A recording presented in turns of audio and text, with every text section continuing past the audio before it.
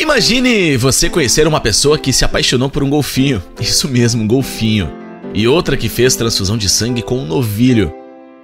Meus amigos, a coisa é bem estranha mesmo. Olá, viajantes da história! Hoje conheceremos alguns experimentos científicos nada convencionais. É melhor sair de baixo, estou logo te avisando. Antes, já deixe seu super like, sem mais demora, vamos ao vídeo.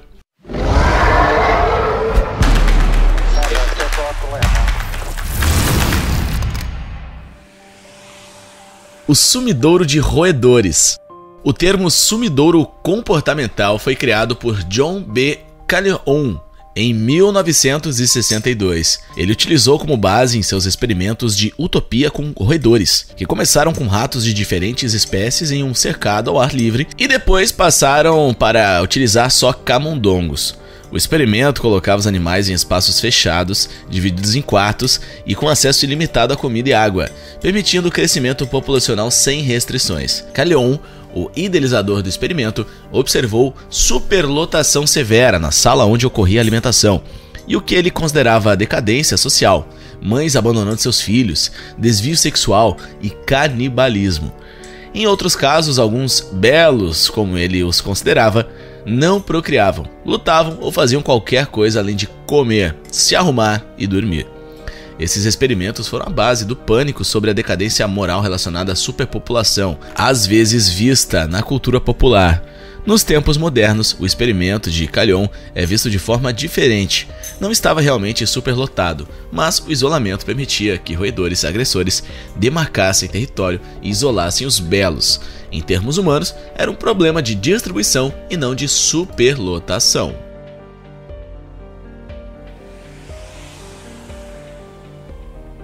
Ela fez amor com um golfinho.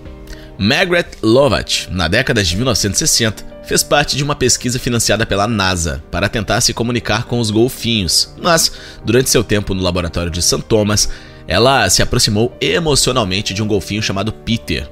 Como parte do experimento, os golfinhos receberam LSD, que é uma droga sintética que causa alucinações e que se destaca por ser extremamente potente. No primeiro momento, utilizando esses métodos, a comunicação humano-golfinho acabou não tendo muito sucesso.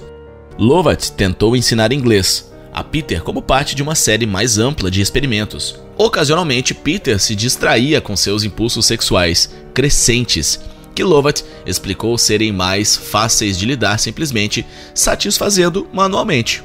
Bem, é isso mesmo que você ouviu. Depois de um tempo, o financiamento acabou. Lovatt deixou o laboratório e Peter foi transferido para um pequeno tanque em outro lugar. Ele acabou optando por parar de vir à superfície para respirar, optando por acabar com sua própria vida. O pequeno Albert e a descoberta do medo.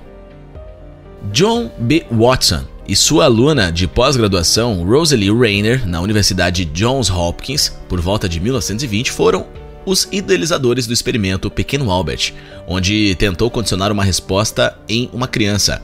Era semelhante aos experimentos de condicionamento de cães de Pavlov, mas com uma criança humana. O experimento de Pavlov funcionava assim: toda vez que os bichos eram alimentados, o médico tocava uma sineta. Com o tempo, os cães começaram a associar as badaladas à comida e chegavam a babar famintos só de ouvir o sino. Com apenas 9 meses, o pequeno Albert ganhou um rato de laboratório branco para brincar. Atrás dele, uma barra de aço era golpeada com um martelo cada vez que ele tocava o rato, fazendo um barulho alto e assustador que o fazia chorar. Eventualmente, Albert choraria ao ver apenas o rato. Com mais condicionamento, sua angústia se transferiu para outros objetos peludos, como um coelho, um cachorro, um casaco de pele de foca e até mesmo uma máscara de Papai Noel. Na visão atual, podemos concluir que o experimento não era apenas antiético, mas perturbador ao ponto de submeter uma criança a estudos sem embasamento científico. Os pesquisadores também não tinham uma maneira objetiva de interpretar as reações da criança. Afinal, como está o pequeno Albert nos dias atuais?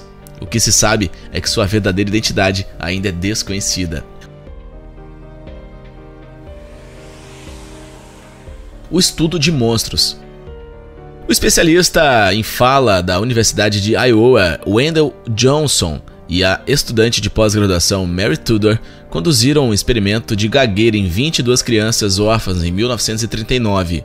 O estudo de monstros recebeu seu apelido de pessoas que ficaram horrorizadas com suas monstruosas premissas. Johnson acreditava que a gagueira era um comportamento aprendido devido às forças externas, como pais criticando a fala de seus filhos. Para testar essa teoria, Johnson tentou induzir a gagueira em seu grupo de testes de órfãos. As 22 crianças perfeitamente fluentes foram divididas em 2 grupos. Uma recebeu reforço positivo, enquanto o outro recebeu negativo. O grupo negativo foi menosprezado por cada pequena imperfeição na fala. Eles foram informados de que sua fala não era normal e que estavam começando a gaguejar. No final, o experimento não produziu nenhum gago, mas infligiu um trauma psicológico vitalício. Transfusão de sangue com animais. Quem já fez doação de sangue? Em 1667 foi a data que Jean-Baptiste Denis realizou a primeira transfusão de sangue documentada em um ser humano, dado que isso foi anos antes de os tipos de sangue serem conhecidos. É seguro dizer que uma boa quantidade de suposições estava envolvida em seus experimentos. Imagine agora uma transfusão de sangue entre um ser humano e um cordeiro. Isso aconteceu com um menino de 15 anos que havia sofrido uma hemorragia, um procedimento médico um tanto comum na época, usado para se livrar do sangue ruim e promover a saúde. Mas ele havia sangrado muito e estava perdendo sangue, então Denis usou sua nova técnica de transfusão para transferir o sangue de um cordeiro para o menino. De alguma forma ele viveu. Denis não parou por aí. Encorajado por esse sucesso, ele tentou uma transfusão em Anthony Mulroy, teorizando que substituiria seu sangue ruim pelo sangue bom de um bezerro e assim poderia curá-lo. Não dando muito certo, Mulroy imediatamente começou a ter uma reação negativa, experimentando uma sensação de queimação e suando profundamente. Denis parou, mas depois tentou a transfusão por mais 2 vezes, até Mulroy não aguentar e morrer. Um tribunal decidiu que o arsênico de alguma forma matou Mulroy, mas, mesmo assim, nenhuma transfusão de sangue conhecida foi tentada novamente até o século XIX. Macacos e depressão.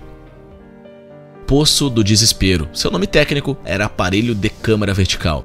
Experimento idealizado pelo psicólogo americano Harry Harlow, pioneiro das ideias psicológicas modernas sobre o vínculo materno. Ele também chegou perto de atormentar muitos macacos. O poço foi projetado para conter uma caixa de comida e uma garrafa d'água, desencorajar o jogo e se livrar do lixo. Macacos recém-nascidos que se relacionaram com suas mães foram retirados deles e colocados na caixa.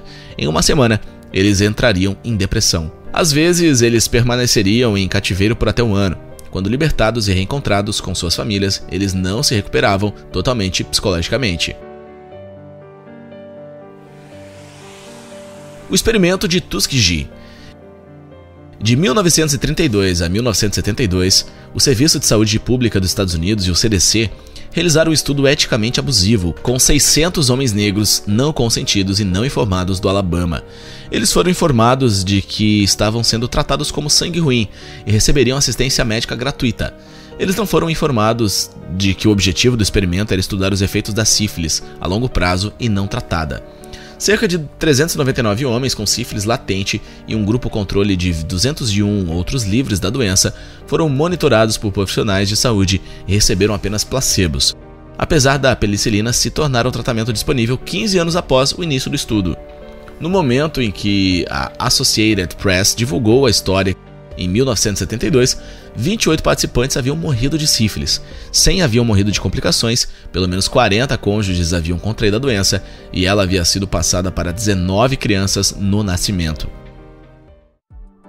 Depois desse vídeo, eu tenho certeza, o ser humano precisa ser estudado para ontem. Cada experimento que me dá arrepios.